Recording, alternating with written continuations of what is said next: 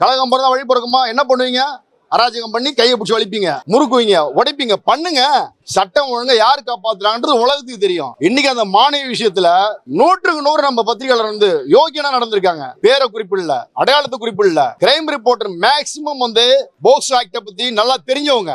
இப்ப பாலிமர் சரவணன் தம்பி பேசும்போது சொன்னான், கிளியரா சொன்னான், நான் என்னென்ன பண்ணிருக்கிறோன்னு சொல்லிட்டு. கோர்ட் சொல்லியிருக்கு, செய்தியாளர்கள் வந்து இல்லைன்னா இந்த வழக்கு விசாரணை, இந்த பொண்ணுடைய விஷயம் எதுவுமே வெளியே வந்திருக்காதுன்னு தட்டி கொடுத்திருக்கு கோர்ட்டு. இவங்க குட்டுறாங்க போலீஸ். இந்த போலீஸ் தேர்தலை முன்னிட்டு 1.5 ஆண்டு காலம் செய்தியாளர்களை கையில வச்சுக்கலான்னு முடியாது நண்பா, வாய்ப்பே இல்லை. ஏன்னு கேட்டா இங்க இருக்கக்கூடிய எல்லாருமே வந்து பென்ஷனுக்கும் அரசு குடியிருப்புக்கும் பஸ் பாஸுக்கும் ஏகப்பட்ட பிரச்சனைக்கும் போராடிட்டு இருக்கிற அன்றாட கூலி கஞ்சிக்கு இருக்கிறவங்க. அதனால வீரமும் விவேகமும் வேகமும் சாகர வரைக்கும் இருக்கும். உயிர் போற வரைக்கும் உண்ணாவிரதம் போராட்டனோட சொல்லுங்க, என் பேரை முதல்ல எழுதுங்க, உட்காடுறேன். நன்றி.